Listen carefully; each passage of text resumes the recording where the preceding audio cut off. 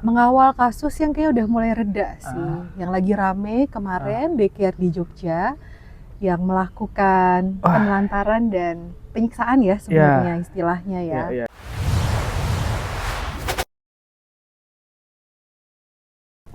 Halo teman Kemari. Halo teman Kemari. Kembali lagi bersama saya Chandra Dan saya Belinda di podcast Kemari Academy. Ya, akhirnya podcast atau lagi. channel yang membahas tentang pendidikan anak. Ya, khusus untuk pendidikan anak usia dini. Betul. Dan fokus juga ke metode Montessori dan juga neuroscience. Tuh, oke, kita akan bahas apa nih, Ma?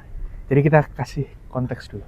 Oke, hari ini lebih ke sedang mengawal kasus yang kayak udah mulai reda sih. Yang lagi rame kemarin daycare di Jogja yang melakukan penelantaran dan penyiksaan ya sebenarnya istilahnya ya kepada anak-anak usia dini, karena kebetulan memang daycare itu dia menerima dari bayi sampai dia juga punya TK setauku, TK dan PAUD ya. Jadi kalau yang belum mengikuti kasusnya, jadi ada daycare di Jogja yang anak-anaknya di situ diikat ya, Ma? Diikat, dicubit gitu-gitu.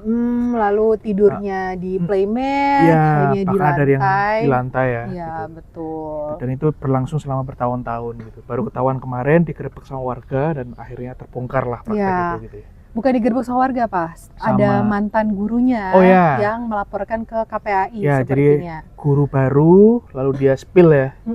Mungkin nuraninya terketuk gitu. Terus dia lapor ke polisi. Nah, polisi bersama warga menggerebek tempat itu. Gitu. Apa yang kamu mau bicarakan tentang itu? Pertama kita bahas dari sisi orang tua dulu ya.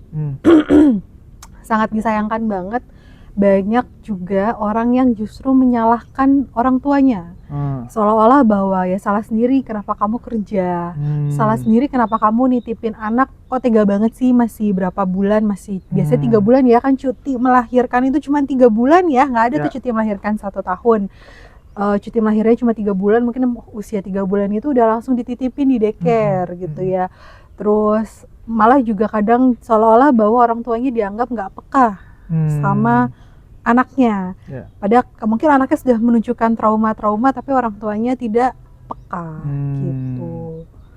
Apa berarti kalau dari sudut pandang orang tua yang bekerja gitu dengan orang tua yang menemani anak seutuhnya, itu apa perspektifmu soal itu? In this economy, in this situation gitu, aku rasa banyak sekali orang tua yang akhirnya memutuskan kedua-duanya bekerja gitu ya.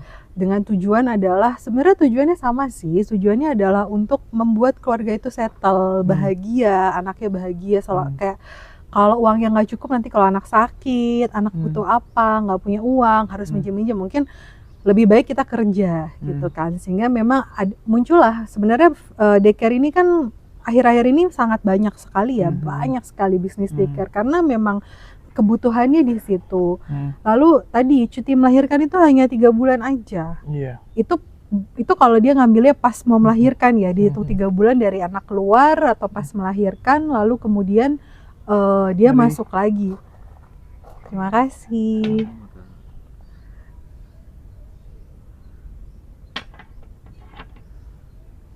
Sama Monica Ya. ya. Kamu tampil di video nanti, Mas. Silakan. Terima kasih. Gitu. Kalau kayak aku ya, kemarin kita membuang sebulan ya. Karena anak kita lahir tidak di 36 minggu. 40 minggu. Jadi waktu untuk membersamai anak ya pada dasarnya tidak pernah bisa full. Dan mau tidak mau akhirnya dititipkan gitu. So lucky kalau kita punya keluarga di kota itu yang memang bisa menitipkan, yang artinya kita tahu kakek nenek keluarga dekat gitu. Dan itu pun juga nggak berarti kita akan 100% aman, tetap akan ada sesuatu, pasti ya ada konflik-konflik dengan orang tua, dengan mertua, seperti itu. Lalu di sisi lain, tempat kerja sendiri tidak pernah menyediakan tempat untuk penitipan anak gitu ya. Kalau di Jakarta, di beberapa perusahaan besar sepertinya mereka sudah ada beberapa kantor yang lantai bawahnya memang dibuat untuk daycare. Daycare anak-anak daripada pegawainya. Tapi kan ini belum merata ya, bahkan itu masih sangat sangat minim gitu loh. Kalau misalnya kemarin sempat juga kan saya di sekolah ada meeting tuh mendadak dari dinas pendidikan berkaitan dengan daycare. Kebetulan saya sebelahan sama seorang ibu, daycare-nya dibilang tidak berizin, padahal daycare-nya dia itu sebenarnya adalah daycare yang dibuat untuk penitipan anak-anak guru. Anak-anak gurunya, dia yayasan punya sekolah besar, lalu karena dia tahu cuti dari aturan pemerintah saja 3 bulan, ya dia sediakan daycare. Nah itu kan good idea ya, tapi kan faktanya tidak seperti itu, sehingga kadang daycare itu jadi pilihan orang tua gitu. Jadi nggak bisa disalahkan sepenuhnya juga. Siapa sih yang pengen anaknya disiksa gitu ya? Siapa sih yang nggak sedih kalau anaknya ternyata mendapat perlakuan yang buruk gitu? Kurasa semua orang tua yang di daycare Jogja yang kemarin digerebek itu mereka semua merasa bersalah sekali dengan anaknya. Mereka juga trauma, nggak cuma anaknya yang trauma, orang tuanya saya rasa juga trauma gitu. Jadi sebenarnya tidak elok juga dibandingkan antara ibu yang bekerja dengan ibu yang di rumah gitu, Iya, karena betul. dia memang ya pilihan aja gitu. Itu Berbeda pilihan aja, dan gitu. semua pasti ada plus minusnya kok gitu. 100% menjaga anak di rumah juga kita tahu bahwa mental health-nya kadang capek, stres gitu, apalagi kalau suaminya posisinya jauh gitu ya. I think semua sama aja, kita sama-sama berjuang gitu loh. Dan ekonomi orang juga beda-beda gitu ya. Betul. Jadi stop membandingkan gitu ibu-ibu. Kasian ya. Kalau soal itu tadi, ada lagi yang soal ibu pekerja tadi? Ada. Kemarin itu kan sempat rame itu beberapa parentsnya itu mengeluarkan WA ya, WA daripada saya nggak tahu itu kepala sekolah, owner, ketua yayasan, siapapun itu yang di daycare itu, yang pasti setahu saya itu bukan gurunya gitu ya, bukan pengasuhnya.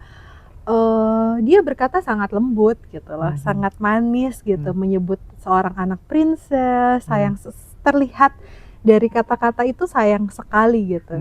Kita yang ibaratnya mungkin nggak kenal betul, nggak tahu apa yang terjadi di dalam gitu, apalagi memang dibatasi akses untuk melihat ke dalam, alasannya menjaga privasi anak, menjaga steril, kan make sense ya. Oh, nggak boleh masuk ke ruangannya karena takut mengganggu anak-anak yang lain. Ternyata tujuannya untuk yang lain, tujuannya untuk supaya nggak ketahuan anak-anaknya diikat gitu kan ya. Tapi pada saat kalau kita yang mengalami itu, mungkin kita akan berpikir bahwa ya mungkin bener ya, biar anakku nggak dilihat orang lain, biar anakku juga steril gitu. Terus anakku disebut princess, kalau ada konflik atau ada masalah yang terjadi katanya manis banget gitu. Itu yang ngebikin orang akhirnya gampang percaya, termanipulasi sih. Jadi tidak semua yang manis-manis itu baik. Betul. Mesti dicek lebih lanjut ya. Karena manis tapi beracun juga banyak yang gitu-gitu ya. Gitu. Ya, terus soal ini mah, mau tanya soal tadi kamu bilang bahwa sebenarnya ada tanda-tanda gitu dari anaknya gitu, tanda dari anaknya gitu. Lalu yang orang tuanya mungkin tidak aware gitu atau terlewat gitu tanda itu bahwa mungkin anaknya meminta tolong dalam tanda kutip. Itu apa kamu komentarmu soal itu? Problem yang sangat sulit di daycare ini ya. Jadi kalau sebut nama pengacaranya ini ya ribet ya. Di daycare Jogja yang kemarin ini gini, biasanya kasus kekerasan oleh pengasuh itu memang oknum. Artinya itu tidak dilakukan secara bareng-bareng, komunal. Tidak melembaga gitu. Iya. Kasusnya biasa gitu. Kayak kemarin kita lihat CCTV yang di Aceh. Itu literally pengasuhnya ya itu. Gitu. Atau kalau kita sering lihat juga ada kadang kasus daycare yang anaknya dicubit lah, anaknya dibanting lah. Tapi exactly itu. Pengasuhnya yang bermasalah. Pengasuhnya yang bermasalah. Nah, di daycare Jogja ini problem besarnya adalah satu environment itu sudah terbentuk bermasalah. Itu pengasuh, ya nggak tahu ada perawat, kepala sekolah, itu semua sudah sepakat untuk melakukan itu sampai ketua yayasan. Itu kan mereka bilang adalah koordinasi dari atas ya, mandat gitu loh, mandatnya begitu gitu. Sehingga sebenarnya aku rasa nggak ada yang pernah berpikir itu akan terjadi seperti itu, karena itu sangat mengerikan ya. Artinya semuanya begitu gitu loh, dan itu terjadi bertahun-tahun. Itu nggak dipikirkan. Ketika itu hanya oknum, itu anak biasanya kena tuh Dia akan langsung tahu perbuatan itu salah karena itu oknum. Karena dia bisa membandingkan antara pengasuh ini dan pengasuh ini. Dia akan bisa sebut Miss itu galak, Miss itu jahat sama aku. Tapi ketika ini terjadi dalam satu environment, anak itu akan merasa memang begini harusnya. Itu yang menyebabkan efek traumanya mungkin tidak bisa terdeteksi secepat itu. Ada orang tua yang bilang anaknya itu suka mengikat dirinya sendiri. Dan dia nggak bilang bahwa itu Miss-nya yang melakukan, dia nggak bilang bahwa itu dilakukan karena dia nakal, nggak, dia biasa aja dia ngelakuin itu. Ada anak yang cerita, iya aku diikat di tangan, di mulut. Kenapa di mulut? Ya soalnya biar nggak nangis. Bayi-bayi itu nangis, itu kan menandakan perilaku itu sangat konsisten terjadi dalam hidup anak itu ketika dia dideker dan membuat dia berpikir bahwa oh ya memang begini harusnya. Nah, kenapa bisa gitu? Namanya anak usia dini, dia belum punya experience sebanyak kita. Kalau kita orang dewasa diikat, kita sudah punya experience, harusnya nggak diikat. Tapi anak itu nggak punya experience, dia berasa bahwa harusnya memang diikat gitu. Sehingga itu missnya banyak banget. Makan, yang ada yang makan nggak pakai tangan, kepalanya langsung ke bawah gitu ya. Terus dia makan nyam. Dianggapnya oh lagi ngikut ayam, lagi ngikut kucing kali ya gitu. Padahal sebenarnya kalau dipikir nalar nggak mungkin anak bayi aja makan sudah pasti tangannya ke mulut gitu. Dia main sensory play yang bukan makanan aja udah pasti tangannya ke mulut.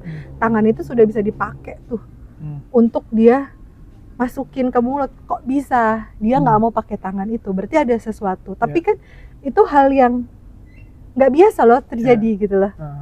Nggak aware kita kadang, nggak aware sama sekali. Jadi karena itu sistemik itu anak-anak menganggapnya yang lumrahnya kayak gitu. Lumrahnya begitu. Padahal gitu. itu wah. Jadi pola pikir mereka ya brainwash akhirnya sudah terbentuk seperti itu. Dan itu kan jadi sulit kedetek. Beda kalau misalnya ada case nih anaknya dipukul Miss-nya hari itu, dia bisa lapor pulang aku dipukul Miss-nya. Lah ini dia diikat, bukan dia doang yang diikat masalahnya. Teman-temannya diikat. Dia akan berpikir ya temanku diikat, aku juga diikat, that's fine. Dan konsisten berulang terus. Konsisten berulang gitu kan. Sedikit kebetulan tadi yang makan pakai mulut langsung itu ada teman kita ya. Temannya teman kita. Temannya teman kita. Sedih sekali sih itu memang. Itu sedih sekali ya.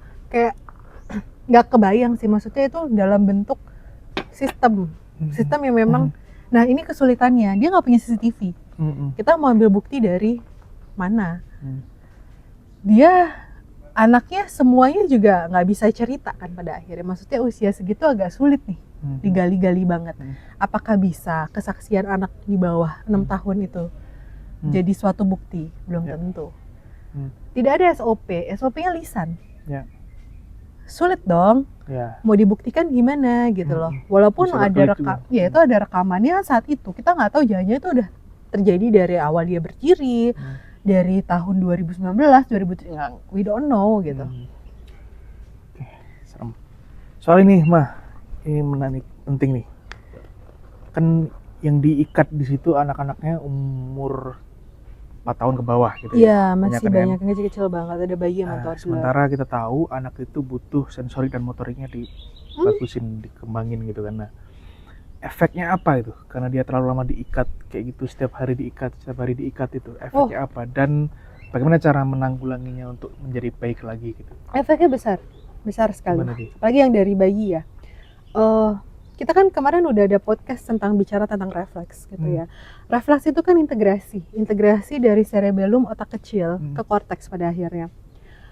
Bagaimana akhirnya dia bisa kontrol gerakan. Refleks ini pondasi dasar. Pondasi dasar gerak itu pondasi dasar. Tujuannya apa? Supaya academic learningnya lebih baik. Dan untuk yang kasus biasa kita selalu bilang, kalau refleksnya nggak integrasi, jangan harap anakmu bisa duduk tenang, jangan harap anakmu bisa fokus membaca, jangan harap anakmu bisa melakukan gerakan-gerakan kecil seperti menulis, menggunting gitu.